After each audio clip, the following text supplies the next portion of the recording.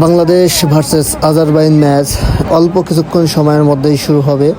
এই মুহূর্ত থেকে শুরু হয়েছে মাঠে পানি দেওয়া। প্রত্যেকটা ম্যাচ শুরুর আগেই আমরা দেখতে পাই যে মাঠে পানি দিয়ে থাকে, যাতে প্রত্যেকটা প্লেয়ার যদিও বুট দিয়ে স্লিপ করে আসার করে যাতে কোনো সমস্যা না হয়।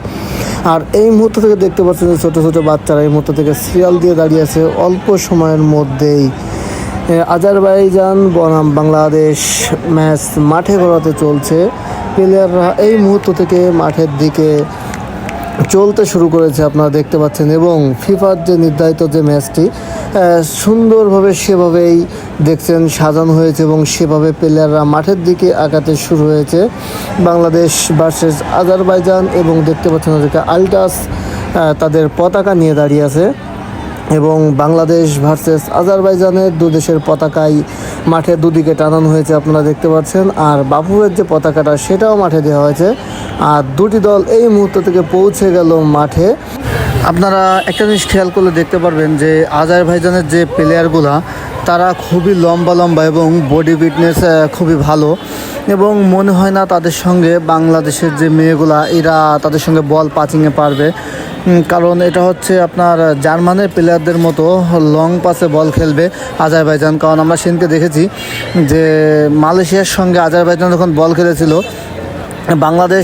বাংলাদেশের মেয়েরা বনাম আজারবাইজান মালয়েশিয়া খেলার সময় বাংলাদেশের মেয়েরা কিন্তু মালয়েশিয়ার সঙ্গে পেরে ওঠে নাই। মালয়েশিয়া 1 গোল দিয়ে দিয়েছে, শেষ পর্যন্ত বাংলাদেশে 1 গোলে হার নিয়েই মাঠ ছেড়েছে। এবং সেই ক্ষেত্রে যদি আমরা হিসেব করি, বিবেচনা করি যে বাংলাদেশ বনাম আজারবাইজান, মানে আজারবাইজান খুবই শক্তিশালী এবং ভালো টিম, এবং তাদের বডি ফিটনেস অনেকটা অন্যরকম। সে বিষয়ে লক্ষ্য করলে আমরা দেখতে পারবো যে আপনার আজ বাংলাদেশ নির্ঘাত মানে পারবে না সেরকম একটা পজিশন। তো যাই হোক, আর আমাদেরকে বাংলাদেশকে সাপোর্ট দেওয়ার জন্য মাঠে রয়েছে আলটাস, সেভ বাংলাদেশ এবং ইউনিয়ন ফুটবল। এই মুহূর্তে জাতীয় সঙ্গীত শেষ হওয়ার পর যেটি ফিফার যে নির্দেশনা, দুটি দলের সঙ্গে হাত মেলাচ্ছে এবং রেফারির সঙ্গে হাত মিলিয়ে তারা ইতিমধ্যেই মাঠের দিকে চলে আসছে। আরও একটি কথা যেটি সবাই জানেন কি জানি না, বাংলাদেশ থেকে 48 ধাপ এগিয়ে আজারবাইজান দল, যেহেতু তারা অনেক ভালো খেলে এবং আজারবাইজানও কিন্তু একটি মুসলিম কান্ট্রি। তারা ফুটবলে খুবই ভালো পারফরমেন্স করছে এবং খুবই শক্তিশালী একটা দল, যারা বিশ্বকাপে এশিয়া বিশ্বকাপ খেলছে। আর এই মুহূর্তে বাংলাদেশও মাঠে চলে এসছে। বাংলাদেশ বনাম আজারবাইজান ম্যাচটি 1 মিনিটের মধ্যেই শুরু হবে, যেখানে দুই দলের দ্বৈরথ ম্যাচ শুরু হলে আমরা দেখতে পারবো কে হবে আজকের বিজয়ী দল। রেফারির বাঁশি বাজার সঙ্গে সঙ্গে শুরু হয়ে গেল ফুটবল ম্যাচ। বাংলাদেশ বনাম আজারবাইজান, এবং বাংলাদেশ বলটি তুললেন এবং প্রথম থ্রোটি বাংলাদেশ নিয়ে নিলেন দখল করে।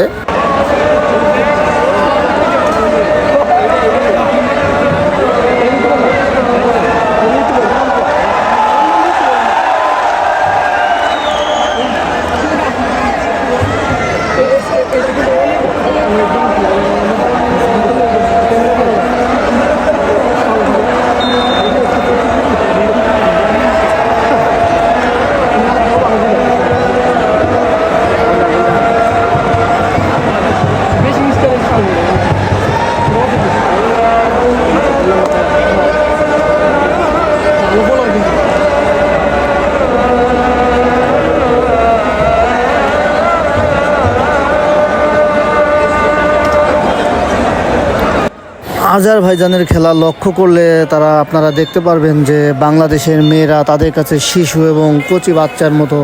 কারণ আজারবাইজানের প্লেয়ারগুলা উঁচু লম্বা বেশি এবং বডি ফিটনেস বেশি, এবং তারা বলগুলা খুবই লম্বা লম্বা পাসিং খেলে থাকছেন, যেখানে বাংলাদেশের মেয়েরা বল পাচ্ছে না বললেই চলে। তারা খেলার শুরু থেকেই বল তাদের দখলে রাখছে।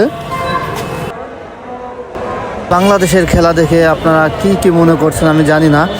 বাংলাদেশের জাতীয় দলের যে মেন টিম, মেয়েদের যে মেন টিম, এই টিমটা থাকলে নিশ্চয়ই আজ আজারবাইজানকে শিওর 3 থেকে 4 গোল হজম করতো বাংলাদেশ। কারণ বাংলাদেশের যে কোচ পিটার বাটলার, তিনি বাংলাদেশের জাতীয় দলের 6 জন মেয়ে ফুটবলারকে ব্যান করে রাখছেন। তো এই মুহূর্ত থেকে তাদেরকে জাতীয় দলে খুব দরকার ছিল, যার কারণে যদি বাংলাদেশ ভালো পারফরমেন্স করতো, 100% করতো, তারা থাকলে আজারবাইজান বল পেতো না। বিষয়টা এরকমই একটা পরিস্থিতি ছিল। এই মুহূর্ত থেকে বাংলাদেশের জাতীয় দলে ভালো প্লেয়ারদের মতো, পুরাতন প্লেয়ারদের মতো একমাত্র হয়তো ঋতুপর্ণায় রয়েছে, যেখানে সাবিনারা জাহানারা এখনও সেখানে নেই।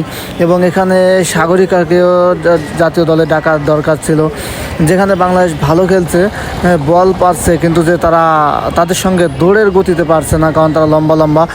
বাংলাদেশের ছোট ছোট মেয়েগুলা দুই পা ফেলে, ওরা এক পা ফেলেই চলে আসছে, যার কারণে যে বলের গতি দেখছেন, কত আগে থেকেও বলটি নিতে পারলো না। যদি এখানে সে আর একটু লম্বা এবং দৌড়ের স্পিডটা যদি আরও বেশি হতো, তাহলে অবশ্যই এই বলটি বাংলাদেশের মেয়েরা পেত।